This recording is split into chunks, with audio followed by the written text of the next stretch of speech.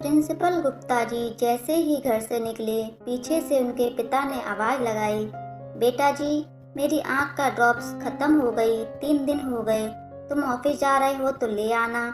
तब गुप्ता जी गुस्सा होते हुए बोले, पापा, कितनी बार कहा है कि जाते समय पीछे से टोका मत करो, अपशगुन होता है। तब वह बोले, बेटा, तुम शिक्षा विभाग के इतने बड़े अधिकारी होकर भी सगुन अपशगुन को मानते हो, अब नहीं बोला करूंगा। गुप्ता जी बिना कुछ बोले चल दिए। कुछ ही देर में वह एक विशाल सभा कक्ष में जाकर मंच पर बैठ गए और वहां उपस्थित अधिकारी कर्मचारियों के अभिवादन के बाद बोले, साथियों, शासन के आदेशानुसार यह 2 दिवसीय मीटिंग हो रही है जिसमें हमें स्कूल चलो अभियान की ट्रेनिंग लेना है। तभी उनकी नज़र देर से मीटिंग में प्रवेश करते हुए एक शिक्षक मदन जी पर पड़ी तो चिल्लाकर बोले, मास्टर मदन, यह कोई टाइम है मीटिंग में आने का? क्यों ना आपका एक दिन का वेतन काटा जाए। आज लेट क्यों आए, इस बात का स्पष्टीकरण कल लेकर आना। मास्टर मदन जी बिना कुछ बोले सर झुकाए खड़े रहे। जब उन्होंने अपना सिर सीधा किया तब लोगों ने देखा कि उनकी आंखों में आंसू थे। मीटिंग समाप्त होने पर प्रिंसिपल गुप्ता जी ने अपने बड़े बाबू को बुलाकर एक दिन के वेतन काटने का ऑर्डर टाइप करने का आदेश दिया।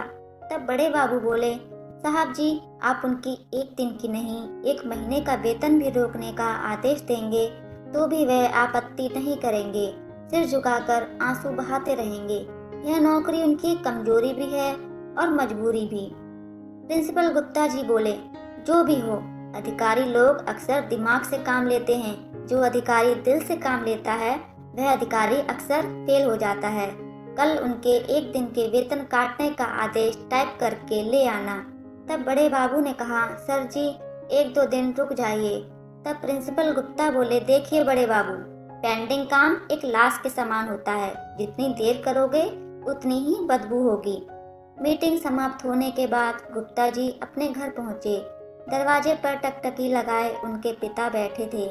उनकी आंखें सवाल पूछ रही थीं कि आंखों का ड्रॉप्स क्यों नहीं लाए। घर में प्रवेश करते ही गुप्ता जी ने अपनी पत्नी को आवाज लगाई। उनके पास आने पर एक पेन ड्राइव देकर बोले, लीजिए, तुम्हारे फरमाइश की नई फिल्म। वह बोली, मैंने कब फरमाइश की? चलो ले आए तो अच्छा किया, लेकिन आपके पापा 3 दिन से आंखों का ड्रॉप्स मांग रहे हैं, वह भी ले आते।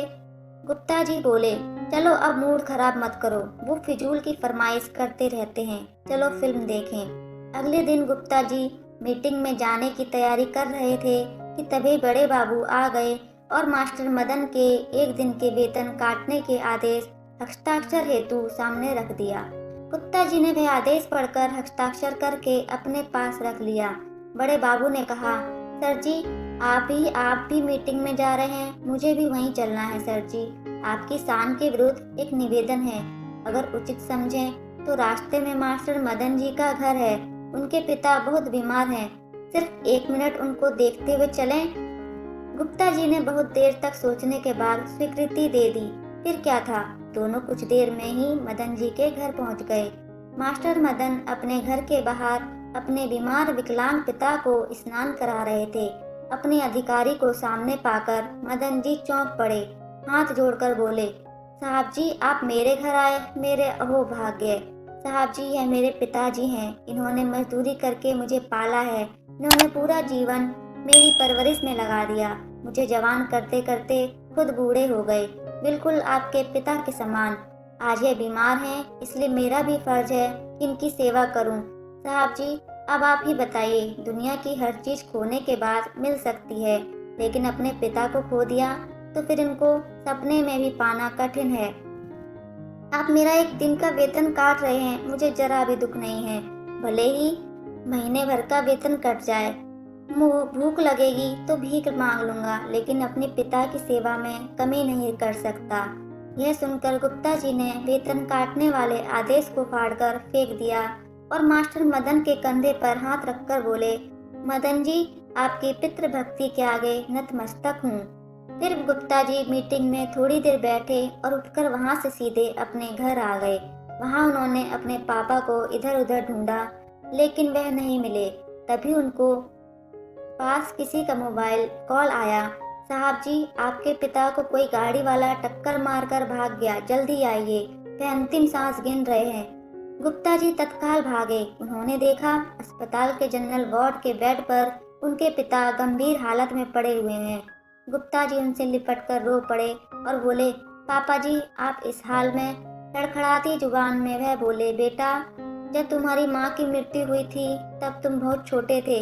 लोगों ने बहुत कहा कि दूसरी शादी कर लो, लेकिन मैंने अपना जीवन तुम्हारा इंसान बनाने में लगा दिया। लेकिन निश्चित ही मेरी परवरिश में कुछ कमी रह गई। अपनी आँख के इलाज के लिए मुझे अकेले अस्पताल आना पड़ा। अब मेरा अंतिम समय आ गया है, तो मैं खुश रहने का आशीर्वाद देता हूँ। तब गुप्ता जी हाथ जोड़कर बोले, पापा जी, मुझे माफ़ी मांगना नहीं आता, लेकिन मुझे इतना पता है आपको माफ़ करना आता है। प्लीज़ मुझे माफ़ कर दो। लेकिन जिसे माफ़ करना था वह दुनिया छोड़कर जा चुका था। गुप्ता जी बिलख कर रो पड़े। तभी वहाँ मास्टर मदन ने आकर रुमाल से उनके आंसू पोंछते हुए कहा, साहब जी, हम अपने असहाय बुजुर्गों को खोने के बाद उनके उपकारों को याद करते हैं। अगर उनके जीवन काल में ही उनके उपकारों को याद करते रहें तो कभी बाद में रोना या पछताना ना पड़े। दोस्तों, इस कहानी से हमें शिक्षा मिलती है कि मानव भूल जाता है कि उनका वर्तमान काल भी कभी न कभी भूतकाल होगा। हमारे धर्मशास्त्र सदियों पहले ही लिख चुके हैं, पितृ देवो भव।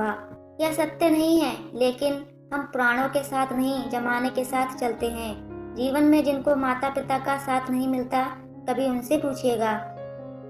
असली महत्व तब पता लगेगा कि माता पिता का साथ जीवन में कितना जरूरी होता है। इसलिए कभी अपने माता पिता की सेवा करने से पीछे मत हटना।